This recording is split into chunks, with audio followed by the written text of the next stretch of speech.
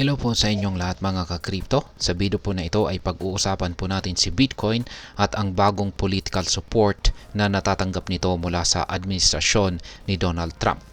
Ngayon ay bakit po ito mahalaga at ano po ang ibig sabihin nito para sa atin bilang mga Pinoy crypto enthusiast. At yan po ang siyang ating aalamin sa video na ito, pero bago po tayo magpatuloy ay nais ko lamang po munang bigyang linaw ang aking disclaimer kung saan ang nilalaman po ng video na ito ay hindi po ito isang financial advice. For education and information purposes lamang po ang layunin nito. Yan, umpisaan po natin sa kung ano po ang nangyayari sa regulasyon ni Bitcoin. Ayan. Nitong nakaraang administrasyon po ni Pangulong Biden ay naging skeptical o medyo duda ang gobyerno tungkol sa cryptocurrency. Pinangunahan po ng mga Democratic leaders tulad po ni Senator Elizabeth Warren ang pagsusulong ng mas mahigpit na regulasyon kay Bitcoin. At ang epekto ay lumaki po ang uncertainty o kawalan ng kasiguraduhan para sa mga investors at mga institutions na gustong mag-adapt kay Bitcoin. Ngunit ngayon ay iba na po ang posisyon ng Trump administration. Si Ginoong Eric Trump, siya po yung anak ni Pangulong Donald Trump, ay aktibo po siyang sumusuporta kay Bitcoin. Yan, sa Bitcoin MENA Conference sa Abu Dhabi ay ipinahayag po niya ang layunin nilang mapanatili at maprotektahan si Bitcoin. Ang pagbabago na ito ay nagbibigay po ng pag-asa na magkakaroon ng mas maayos at pabor na regulasyon para kay Bitcoin sa ilalim po ng bagong administrasyon.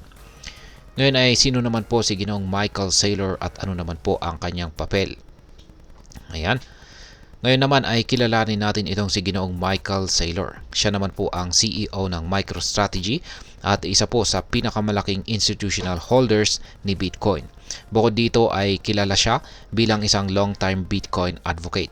Kamakailan lamang ay nagkaroon po siya ng meeting kay Ginoong Eric Trump sa Mar-a-Lago kung saan ay nagbabadya ng posibleng mas malalim na political alignment para kay Bitcoin. Yan, na-content po natin yan tungkol dyan. Ngayon ay ayon po sa balita ay si Ginoong Saylor ay posibleng maging isang advisor ni Pangulong Donald Trump pagdating po sa Bitcoin policies. Ang kanyang mga strategic insight ay maaari pong makatulong sa pag-create ng malinaw na regulasyon na magpapalago pa sa Bitcoin market. Kung magiging matagumpay po ang partnership na ito, maaaring makita natin ang mas mabilis na integration kay Bitcoin sa traditional na financial systems. Ngayon ay paano naman po naaapektuhan si Bitcoin? Paano po naaapektuhan ni Bitcoin ang economy ng US? Yan, itong si Bitcoin ay kasalukuyan pong nagtitrade sa presyong $98,028.42 kung saan ay meron po siyang market capitalization na $1.94 trillion. Ang kanyang 24-hour trading volume ay nasa $20.98 billion. Tumaas po ito ng 42.48%. Sa kasalukuyan ay meron po siyang 19.8 million BTC na nasa sirkulasyon at ang maximum supply po nito ay nakatakda sa 21 million BTC. Ang institutional investment kay Bitcoin ay patuloy po na lumalaki. Ang US Spot Bitcoin ETF ay nakabili na po ng mahigit 9,360 na BTC na nagkakalaga po ng $907.3 million. Sa kabuuan ay halos $110 billion na ang hawak ng Bitcoin ETF, kung saan ay kumakatawan po ito sa 5.7% ng total BTC supply.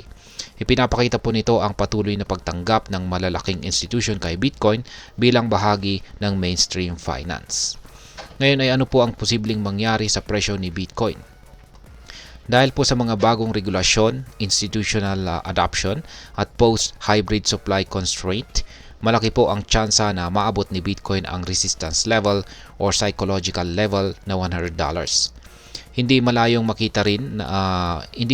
makita rin natin ang presyo nito na tumama sa presyong $105,000 hanggang $110,000 na price range sa malapit na hinaharap. Para sa mga investors, exciting po ang prospect na ito dahil posibleng makakita tayo ng significant growth or matinding paglago sa market ni Bitcoin. At ngayon ay ano naman po ang maaring maging epekto nito para sa atin bilang mga Pinoy crypto traders at investors ni Bitcoin. Una ay magkakaroon po ng mas malinaw na regulasyon. Kung magkakaroon po ng mas pabor na regulasyon sa US, maaring tularan ito ng ibang bansa at kabilang na po ang Pilipinas. Magbibigay po ito ng kumpiyansa sa mga Pinoy traders na mas ligtas at mas malinaw ang mga patakaran sa pag-trade at pag-invest kay Bitcoin. Papangalawa ay mas magkakaroon po ng adoption. Habang lumalaki po ang institutional adoption, mas tumataas ang demand kay Bitcoin, kung saan ay posibleng magresulta sa mas mataas na presyo. Ito ay magandang balita para sa mga investors na nag-hold kay Bitcoin syempre. At ang pangatlo ay ang pagkakataon po sa long-term investment. Ang mas maayos po na regulatory environment ay maaaring magbukas ng mas maraming oportunidad para sa mga long-term investment kay Bitcoin. Ngayon ay ano naman po ang aking masasabi tungkol dito. Ang pagpasok po ng Trump administration bilang pro-Bitcoin ay isang malaking milestone para sa cryptocurrency.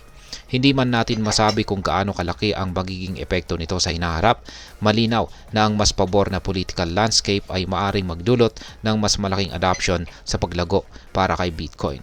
Para sa mga Pinoy crypto traders at investors, ito po ay isang pagkakataon upang mas pag-aralan ang galaw ng market at samantalahin ang mga positibong balita tungkol tulad nito. Ngunit tandaan, laging mag-invest ng may sapat na kaalaman at huwag pong kalimutan ang risk management. At ayun, hanggang dito na lamang po tayo sa video na ito mga ka-crypto. Sana po ay inyong nagustuhan ang aking paliwanag sa video na ito. Kung inyo po itong nagustuhan, pakiclick lamang po ang like button nito. Marami pong salamat sa panonood. Ingat po tayo lagi at God bless po sa ating lahat.